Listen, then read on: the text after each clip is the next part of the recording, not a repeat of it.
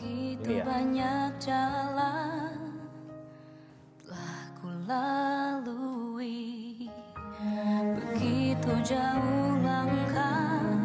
Ini pasti nulisnya cepat. Mengukur jiwa. Nih ya, lagu dengan judul Hatiku Indonesia menyuguhkan aneka keragaman budaya Indonesia yang bisa dirasakan dalam aransemen lagu. Yovie Widianto, salah satu penggagas Ruang Tengah Indonesia, berharap karyanya bisa membuat masyarakat Indonesia sedikitnya nih melupakan dulu perbedaan pilihan dan tetap menyadari bahwa kita semua adalah satu Indonesia. Itu penting banget ya. Iya dong. Yang WhatsApp grup itu ya, tolong agak disatukan lagi. Coba ini lagunya di-download kemudian disebar ke semua WhatsApp grup ya, untuk disuruh nonton. Diresapi ya. Diresapi. Selain melalui sebuah lagu, Ruang Tengah Indonesia juga hadir dalam platform Instagram dengan nama @ruangtengahindonesia. Ayo silahkan di-follow dulu nih. Ini bagus kontennya ya pemirsa ya. Sebagai wadah bagi anak bangsa untuk bertegur sapa dan saling bercerita tentang kekayaan alam dan juga budaya tanah air. Ini konten-kontennya juga bisa Anda temukan di YouTube ya. YouTube-nya, channelnya namanya Ruang Tengah. Ruang Tengah. Subscribe dulu guys. Oke guys, karena emang jujur nih ya, di masa tenang dari kemarin nih sampai sekarang, saya udah marahin 2 orang. Kenapa? Netizen. Gara-gara komen, ya masih ada politik-politiknya gitu. Saya bilang, tolong dong ini masa tenang gitu. Terus udah bilang, bawaan ibu hamil, galak banget. Enggak, kalau saya nggak hamil juga saya marah nih ya. Iya, makanya bawa aja ke Ruang Tengah. Di sini ada para penggagasnya ya, ada Mas Yovie Widianto, kemudian juga teman-teman yang lain ya. Dan ada Christian Bong dan juga Renaldo. Good morning, selamat pagi. Selamat pagi semua.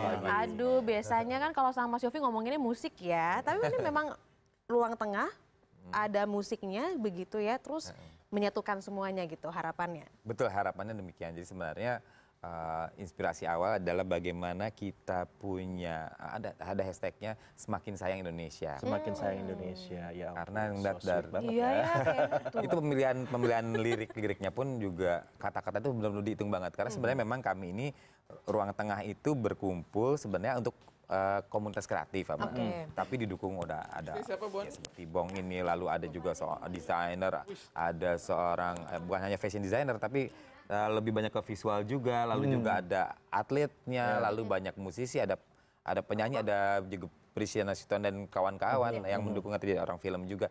Nah di sini komunitas kreatif ini ingin berkumpul untuk membuat sesuatu tentang Indonesia. Tetapi dalam perjalanannya tiba-tiba memang pas 2 bulan, 3 bulan sebelum Pilpres ini kok makin ramai ya, banyak berantem. Akhirnya kita punya inisiatif untuk ya udah kita buat dulu lagu, siapa tahu musik ini bisa memberikan penyadaran kembali bahwa Indonesia terlalu indah untuk dikoyak-koyak. Indonesia terlalu, saya udah jalan ke seluruh pelosok negeri ini melihat kayaknya banyak titik-titik terindah di dunia yang tidak ada di tempat lain yang adanya di Indonesia. Lantas kita repot-repot berantem hanya untuk satu hal yang sementara yang pasti berulang 5 tahun sekali. Iya. Memilih pimpinan, memilih pemimpin negara atau memilih legislator dan sebagainya itu kan suatu hanya mekanisme demokrasi untuk negara kita dalam proses administrasi negara dan sebagainya, bagaimana mengurus sebuah komitmen kebersamaan dalam bernegara itu kan memang penting, tetapi sebenarnya ada yang lebih penting lagi, bahwa menyayangi Indonesia akan mengakibatkan bahwa kita juga menghormati semua proses ini dengan alami, natural dan penuh kasih itu tadi sebenarnya. Iya, iya. Tapi Ruang Tengah ini mesti dikonfirmasi dulu. Jadi ini sebenarnya bukan ajakan untuk aduh yang kanan nggak bagus, yang kiri nggak bagus, mendingan kita nggak usah kanan kiri aja gitu, bukan ya? Sama sekali tidak. Kami semua di sini tentu punya pilihan, punya saya memilih ini, Bong memilih itu, Renaldo dan teman-teman lain, di sana ada Febri, dan bahkan dalam satu grup seperti Project Pop yang mensupport Ruang Tengah juga kelihatan bahwa ada yang satu, ada yang dua berada dalam satu grup, itu nggak ada masalah. Nggak ada masalah. Karena itu memang yang harus kita alami, tapi kita juga harus saling menghormati. Kita sih berharap ya setelah Pilpres ini, tentu kan kita belajar yang kemarin, 5 tahun bapernya kepanjangan, udah selesai.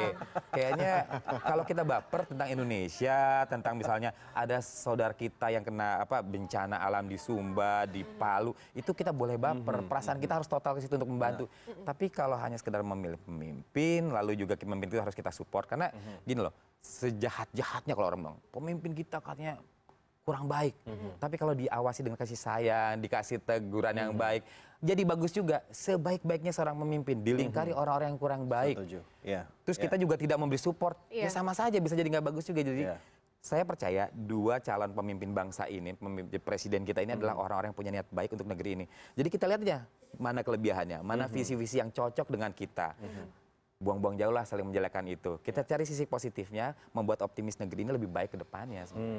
Setuju banget ya. Dua-duanya adalah orang-orang terbaik yang mungkin caranya saja yang berbeda. Itu Beda, aja beda. sebetulnya ya. Tetapi tidak mungkin lah kalau tidak baik bisa muncul jadi capres atau cawapres begitu kan ya. Nah, sebenarnya.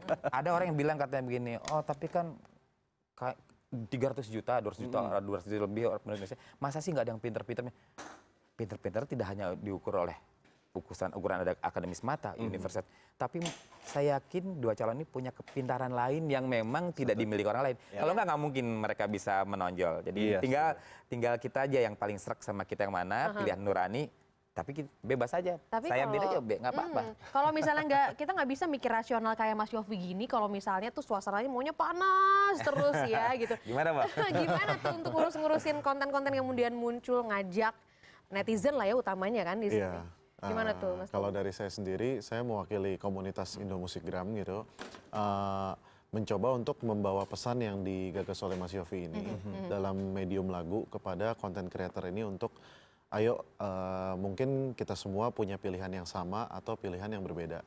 Tapi ketika kita bisa mengapresiasi masing-masing, misalnya saya pilih 2, saya pilih 1, teman-teman saya ada yang pilih 1, pilih 2, itu kita bisa sejenak menenangkan suasana yang mungkin udah keburu panas ini lewat lagu ini. Karena dari lirik yang udah dirajut, dari aransemen musik yang memang dirilis 2 versi ya. Ada versinya yang sama Hi-Fi dan juga Andin dan juga versi sama Eka Gustiwana. Ini mewakili 2 generasi sebenarnya. Generasi yang lebih, kalau ngomong tua salah. Analog. Generasi analog dan digital. Ngomong-ngomong, Oke. iya ngomong tua ntar salah. Analog juga kayaknya jadul banget ya.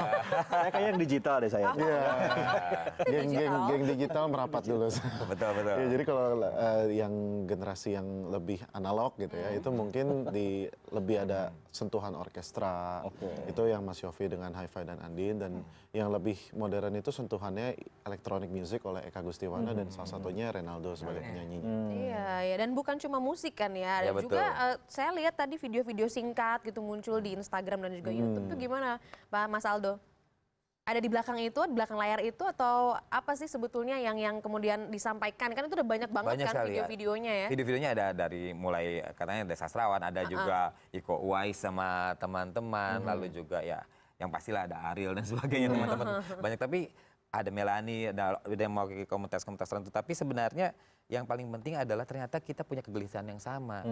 Teman-teman nih, aduh buat apa ya kita ribut-ribut berantem. Iya. Apalagi kalau saya yakin sekali kalau teman-teman ini melihat bagaimana indahnya Indonesia lewat video ini ataupun lewat medium yang lain, kita kan terketuk hatinya.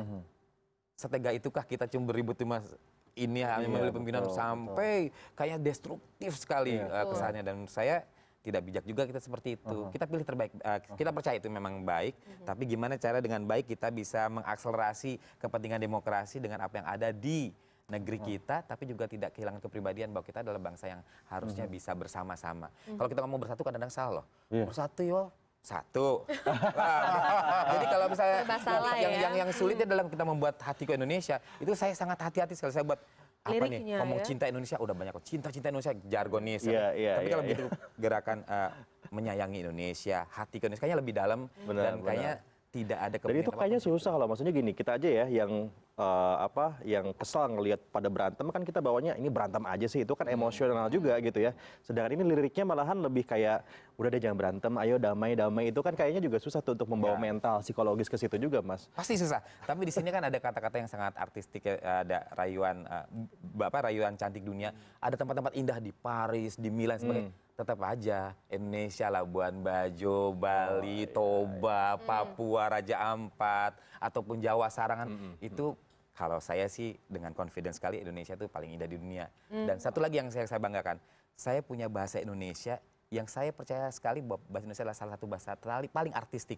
Kalau dibunyiin pakai lirik tuh dengan apa tuh melodinya sangat romantis, sangat membakar semangat, sangat artikulatif, dan unik. Iya. Coba bedakan dengan bahasa-bahasa lain. Indonesia termasuk yang oke selain bahasa Inggris lah ya. Mungkin kosakata kita bisa kalah, tapi saya bangga sekali sama Iya, Indonesia. bunyi-bunyiannya beda ya. Beda. Bahasa Indonesia itu. Nah ini ada Aldo. Aldo nih. Aldo, kalau Aldo gabung dengan project ini sudah lama atau baru juga?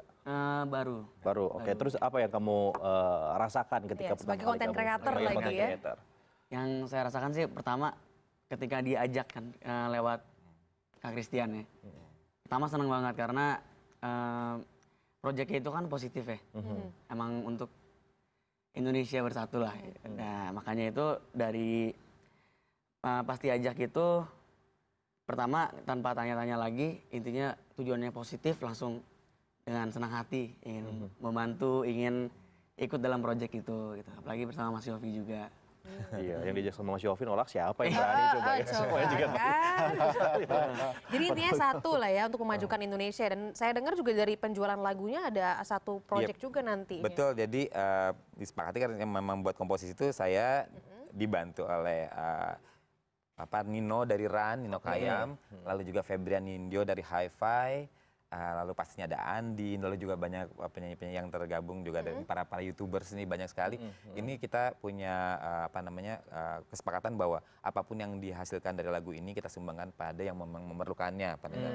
Dan lagu ini moga-moga bisa menjadi salah satu pilihan. Sudah lama tidak ada rayuan kelapa yang baru, sudah lama tidak ada lagu tentang Indonesia yang sangat menyentuh, moga-moga ini adalah satu pilihan untuk didengarkan. Nanti kita dengerin deh ya. Pengen banget dengar lagunya. Tadi sekilas ini ya cukup menyayat hati. Nanti kita akan lihat nih Mas Yofi dan juga teman-teman Lima Romeo ya, Ya, nanti betul. akan perform lagu Hatiku Indonesia. Jadi tetap bersama Good Morning.